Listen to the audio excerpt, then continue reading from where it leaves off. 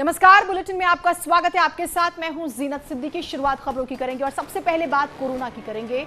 Corona update आपको बताते हैं। यूं तो आंकड़े कम आए हैं, 1,61,000 नए मामले सामने आए हैं और 2,80,000 लोग ठीक होकर घर गए, लेकिन 24 घंटों में जो है 1,733 मरीजों की मौत हुई है और ये अब तक का सबसे ज्यादा आंकड़ा माना जा रहा है। अगर इस लहर की बात करें, खास तौर से कल 900 से ज्यादा लोगों की मौत हुई थी और अब आज देखिए एकदम से आप इसे डबल समझिए, 1,733 मरीजों की मौत हुई है। देश में कुल 16 लाख से ज्यादा एक्टिव केस है और अब तक 167 करोड़ लोगों को जो है टीके लगाए जा चुके हैं, कम से कम पहली डोज।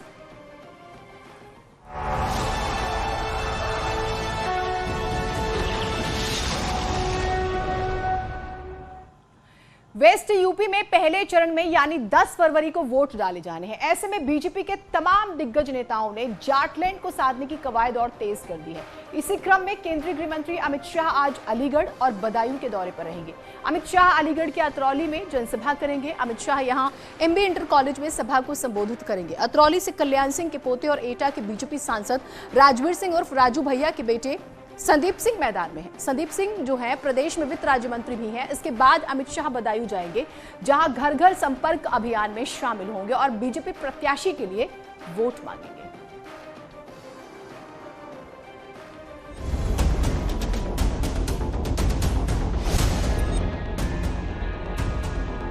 बाईस जनवरी कैराना मेरठ से आगाज,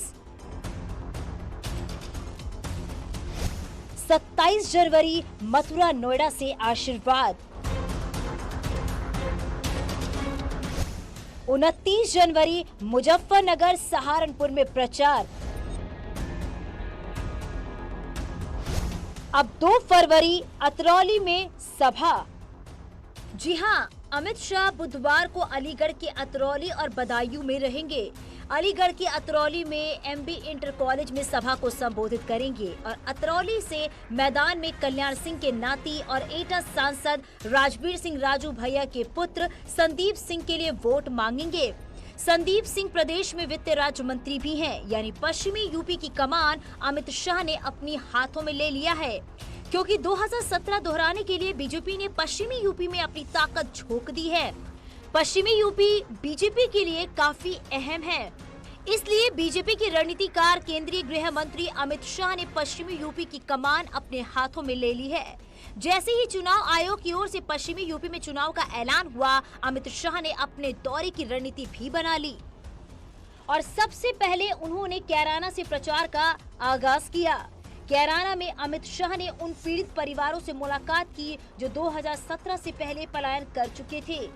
अमित शाह ने इन लोगों को भरोसा दिलाया कि सुरक्षा को लेकर कोई कोताही नहीं होगी। सर, हम तो 3 साल तक रहे हैं बाहर।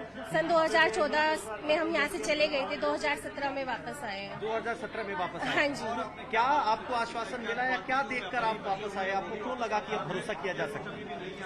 सर, भाजपा सरकार के आने के बाद में यहाँ का माहौल भी थोड़ा अच्छा हो गया, पहले से काफी अच्छा हो गया, क्योंकि हम लोगों से रंगदारी मांगी गई थी सन 2014। बहुत सैड, मतलब ऐसा कुछ भी नहीं, बिल्कुल एकदम नॉर्मल। और सबसे इम्पोर्टेंट बात यह है कि इतना बड़ा आदमी हमारे बारे में सोच रहा है, यही एक बहुत बड़ी बात है। इससे हमें काफी ज्यादा ऐसा फील होता है कि हाँ, हम सेफ है, कोई हमारे बारे में सोच रहा है। अमित शाह ने कैराना में डोर टू डोर प्रचार भी किया था, साथ ही समाजवादी पार्टी की पिछली सरकार पर जमकर निशाना साधा। शाह ने अखिलेश पर वार करते हुए कहा कि योगी सरकार में अब गुंडे पलायन कर रहे हैं। योगी जी ने कानून और व्यवस्था को सुधारा है, हमें पलायन करने वाले पलायन कर गए। ये जो आत्मविश्वास उत्तर प्रदेश की जनता में मैं देख रहा हूं, मुझे लगता है कि आने वाले दिनों में उत्तर प्रदेश भारत का सबसे विकसित राज्य बनने जा रहा है। आज अभी मैं मित्तल परिवार के साथ बैठा था, कभी उनको भी पलायन करना पड़ा था। बड़े इत्मीनान से परिवार के 11 के 11 सदस्य मेरे साथ बैठे, उन्होंने कहा अब हमें कोई भय नहीं है, सब शांति से यहाँ अपना व्यापार कारोबार कर रहे हैं। और पवन गौड़ हमारे साथ, हमारे सहयोगी जुड़े हुए। पवन, ये पूरा कार्यक्रम गृह मंत्री का है, जरा बताइएगा कहां कहां वो लोगों को संबोधित करेंगे? डोर टू डोर है, प्रचार प्रसार है, पूरा कार्यक्रम? देखिए जीनत, तकरीबन 12 बजे गृह मंत्री अमित शाह अतरौली पहुंचेंगे। अतरौली का ये पूरा क्षेत्र जो है, अलीगढ़ बुलंदशहर अतरौली का जो पूरा क्षेत्र जो है वो पूर्व मुख्यमंत्री स्वर्गीय कल्याण सिंह जी का पूरा अपना एरिया माना जाता है। यहाँ उनका लगातार वो यहाँ से उनका गृह जनपद रहा, यहीं से वो जीतते रहे हमेशा। अभी उनके बेटे राजवीर सिंह एटा से सांसद हैं, उनके जो पोते जो हैं संदीप सिंह वो अतरौली से विधायक है और उत्तर प्रदेश सरकार में मंत्री है। तो 12 बजे के आसपास गृह मंत्री अतरौली पहुंचेंगे और यहाँ क्योंकि चुनाव आयोग ने अब 1000 लोगों की जनसभा की अनुमति दे दी है, तो यहाँ एक जनसभा को संबोधित करेंगे। उसके बाद में तकरीबन 2 बजे के आसपास वो सहसवान पहुंचेंगे, जो कि बदायूं देहात के अंदर आता है। वहां सहसवान में एक जनसभा को संबोधित करेंगे और उसके बाद में तकरीबन 3:30 बजे गृह मंत्री बदायूं पहुंचेंगे, वहां एक जनसभा को संबोधित करेंगे और उसके बाद में शाम को तकरीबन 4:15 बजे के आसपास वो बदायूं में डोर टू डोर कैंपेन करेंगे। अगर अतरौली की बात करें तो आप लगातार तस्वीरों में जैसे देख पा रही हैं कि यहां जो है वो सभा की तैयारी बिल्कुल पूरी कर ली गई है, तमाम सुरक्षा के इंतजाम पुख्ता हैं, मंच बिल्कुल तैयार है। अब धीरे धीरे लोगों का आना भी यहाँ शुरू हो गया है क्योंकि 10 बजे का वक्त है और अब से कुछ देर बाद तकरीबन 12 बजे के आसपास गृह मंत्री यहाँ पहुंचेंगे, क्योंकि गृह मंत्री लगातार पूरे पश्चिमी उत्तर प्रदेश के दौरे पर हैं, क्योंकि पहले 2 चरणों में 10 तारीख को और 14 फरवरी को यही पश्चिमी उत्तर प्रदेश के एरिया में ही वोटिंग होनी है, इसलिए लगातार पश्चिमी उत्तर प्रदेश में वो दौरे कर रहे हैं। बहुत महत्वपूर्ण भी हो जाता है क्योंकि इस बार पहले जैसे हालात नहीं है। बहुत शुक्रिया आपका तमाम जानकारियों के लिए और इस चीज को गृह मंत्री बखूबी समझ भी रहे हैं। रक्षा मंत्री राजनाथ सिंह की भी बात करते हैं। लखीमपुर खीरी और पीलीभीत के दौरे पर रहेंगे। राजनाथ सिंह सुबह करीब 11 बजे लखीमपुर खीरी पहुंचेंगे और दोपहर 12 बजे मां संकटा देवी के दर्शन पूजन करेंगे और फिर उसके बाद जनसंपर्क कर वोट की अपील करेंगे। वो सदर विधानसभा प्रत्याशी योगेश वर्मा के लिए डोर टू डोर कैंपेन कर वोट मांगेंगे। इसके बाद रक्षा मंत्री करीब 1:45 बजे पीलीभीत पहुंचेंगे और समाज के कई वर्गों के लोगों से संवाद करेंगे। राजनाथ सिंह यहां शहर के कई इलाकों में डोर टू डोर जाकर बीजेपी प्रत्याशी संजय सिंह गंगवार के लिए वोट मांगेंगे। लखीमपुर खीरी रक्षा मंत्री राजनाथ सिंह का आज जिले में डोर टू डोर का ये पूरा कैंपेन कार्यक्रम है।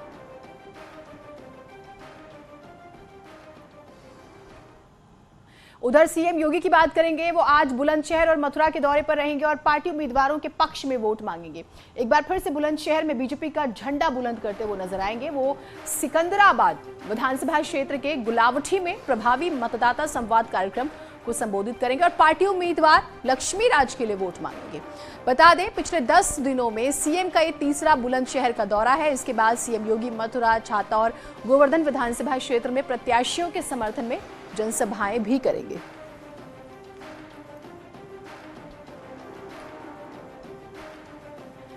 और मथुरा दौरे से पहले सीएम योगी ने आज एक ट्वीट किया जिसकी बहुत चर्चा है। मुख्यमंत्री ने ट्वीट करके लिखा, मथुरा में श्री कृष्ण जन्मभूमि को लेकर बड़ी बात उन्होंने कह दी थी। सीएम ने लिखा, भारत की अस्मिता और सनातन आस्था के मान बिंदुओं के सम्मान व अपने अतीत की गौरवशाली परंपरा की पुनर्स्थापना भाजपा का ध्येय है। अयोध्या में प्रभु श्री राम का मंदिर और काशी में भगवान विश्वनाथ का भव्य धाम बन रहा है, फिर मथुरा वृंदावन कैसे छूट जाएगा। और हिमांशु हमारे साथ हमारे सहयोगी बुलंदशहर से जुड़ रहे हैं। हिमांशु, मुख्यमंत्री आ रहे हैं, ये हम लगातार जानकारी दे रहे हैं, लेकिन ट्वीट के जरिए उन्होंने अपना संदेश भी दिया है। अब जरा उनके कार्यक्रम की तैयारियों के बारे में बताइएगा।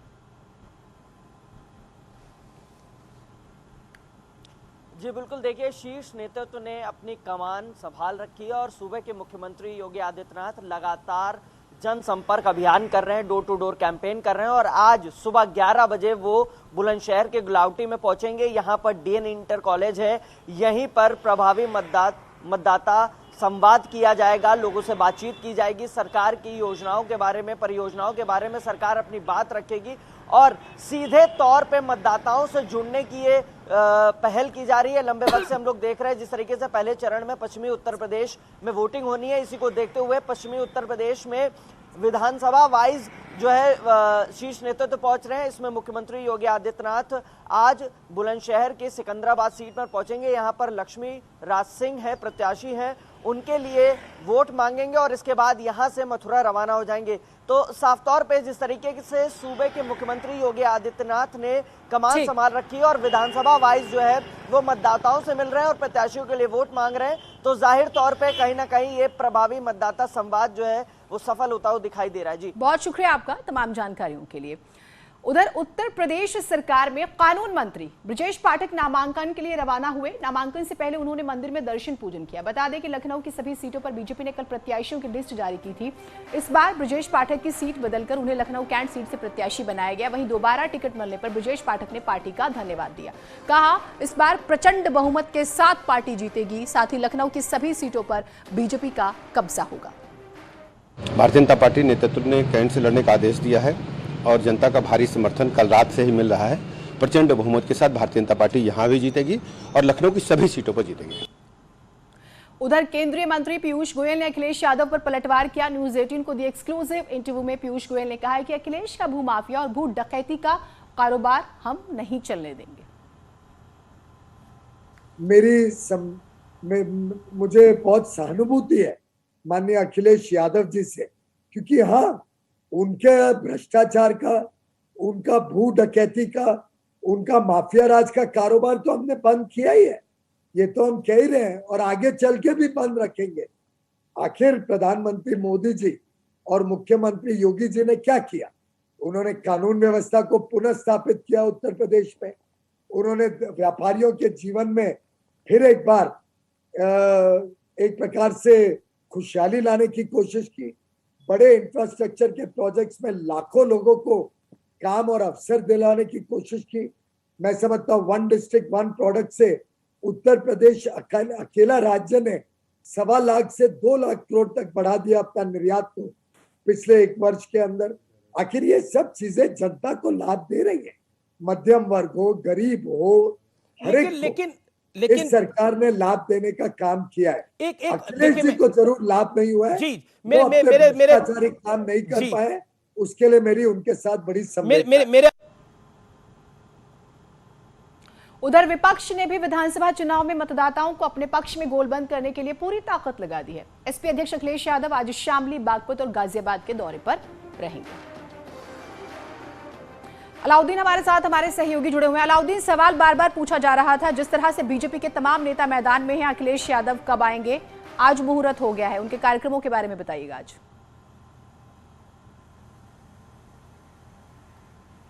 देखिए, इससे पहले वो मुजफ्फरनगर, मेरठ, हापुड़ तमाम जगहों पर उन्होंने कैंपेन किया था। उसके ठीक बाद वो, क्योंकि उनको नॉमिनेशन अपना करना था, तो वो परसों के दिन मैनपुरी में थे। आज वो 3 जिले जो है अपने कैंपेन में ले रहे हैं। शामली उसमें शामिल है, बागपत शामिल है और गाजियाबाद। कल के दिन का भी शेड्यूल आ गया है। कल वो बुलंदशहर और गौतम बुद्ध नगर में रहेंगे। यानी कि जो कैंपेन है पहले चरण को लेकर के वो अपने शबाब पर है और खासतौर से पश्चिमी उत्तर प्रदेश में जो लीड करता है कहा जाता है, वही उत्तर प्रदेश में सरकार बनाता है। और इस बार क्योंकि गठबंधन है आरएलडी के साथ और क्योंकि इन पूरे इलाकों में किसान आंदोलन जबरदस्त तरीके से देखा गया था, तो ऐसे में समाजवादी पार्टी अपने गठबंधन के साथियों के साथ लगातार इलेक्शन में आगे बढ़ रही है। और जिस तरह से भारतीय जनता पार्टी लगातार हमलावर भी रहे, उनके कई सारे नेता इस वक्त भी पश्चिमी उत्तर प्रदेश के दौरे पर हैं। तो ऐसे मान के चलें कि 2017 की तरह बीजेपी के लिए रास्ता यहां बहुत ज्यादा आसान और हमवार नहीं होने वाला है। चीजें बहुत ज्यादा इस बार 2022 के इलेक्शन में चेंज हुई हैं। हालांकि जो कैंपेन है वो आज विजय रथ के माध्यम से ही तमाम विधानसभाओं को छुएंगे और कल भी करीब 7 से 8 विधानसभाओं को छूने का कार्यक्रम। इसी वजह से सवाल पूछा जा रहा है, रथ और प्रेस कॉन्फ्रेंस के अलावा अखिलेश यादव जमीन पर कब आएंगे? बहुत शुक्रिया अलाउद्दीन आपका तमाम जानकारियों के लिए, क्योंकि एक तरफ बीजेपी जो है डोर टू डोर कर रहे हैं, उनके गृह मंत्री पर्चे बांट रहे हैं, इसलिए सवाल है। बीएसपी अध्यक्ष मायावती ने भी चुनाव प्रचार तेज कर दिया है। आज वो पहला बड़ा कार्यक्रम करने जा रही हैं। आज आगरा में मायावती की जनसभा है।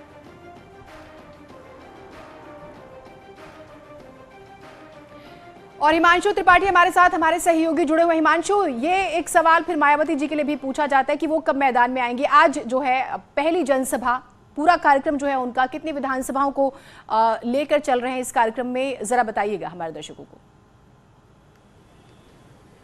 जी बिल्कुल जीनत, आगरा में पहली बार आगाज करेंगी। जो ये मिशन 2022 का सपना सारे दलों ने देखा है, तो उसमें मायावती भी शामिल है, लेकिन चुनाव प्रचार विलंब से शुरू हो रहा है। आज उनकी चुनावी सभा है और आगरा की 9 विधानसभाएं हैं, वहां से लोगों को बुलाया गया। जो प्रत्याशी हैं उनके, उन प्रत्याशियों के बैनर इस तरह से लगा दिए गए। आगरा के कोठी मीना बाजार मैदान है और जो थोड़ा सा आपकी आवाज में जो है खराबी आ रही है हिमांशु, लेकिन ये आप समझिए कि मायावती जी मैदान में आ गई, क्योंकि सवाल पूछा जा रहा था कि बीएसपी चुनाव लड़ भी रही है नहीं। खैर, 5 फरवरी को आएगा बीजेपी का संकल्प पत्र, यूपी के लिए जारी करेगी बीजेपी अपना संकल्प पत्र, जिसमें बात बताया तो ये जा रहा है कि भाई किसान, रोजगार, महिलाओं पर विशेष तौर पर फोकस होगा। और इस पूरे, अगर हम इस कार्यक्रम का जिक्र करें जो संकल्प पत्र जारी किया जाएगा, उस दौरान राष्ट्रीय अध्यक्ष जेपी नड्डा, गृह मंत्री अमित शाह जैसे सरीखे बड़े नेता मौजूद रहेंगे।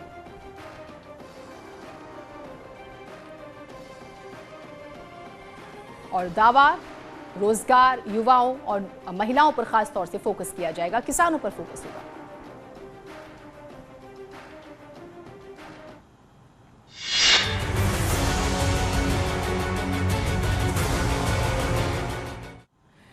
प्रधानमंत्री मोदी आज सुबह 11 बजे बजट पर संवाद करेंगे। बीजेपी के राष्ट्रीय अध्यक्ष जेपी नड्डा, केंद्रीय मंत्री और बीजेपी के सांसद जो है अलग अलग जगहों से, वो जुड़ेंगे इसमें। पीएम मोदी ने ट्वीट करके लोगों से इस संवाद से जुड़ने की अपील भी की है। उन्होंने लिखा, मैं 2 फरवरी को सुबह 11 बजे एक कार्यक्रम में जनहितैषी और प्रगतिशील बजट के बारे में बात करूंगा। कार्यक्रम में अवश्य शामिल हूं। पीएम का संबोधन सुनने के लिए यूपी की 403 विधानसभाओं से कार्यकर्ता जुड़ने के लिए तैयार हो चुके हैं। एक छोटा सा ब्रेक ले रहे हैं, कहीं मत जाइएगा।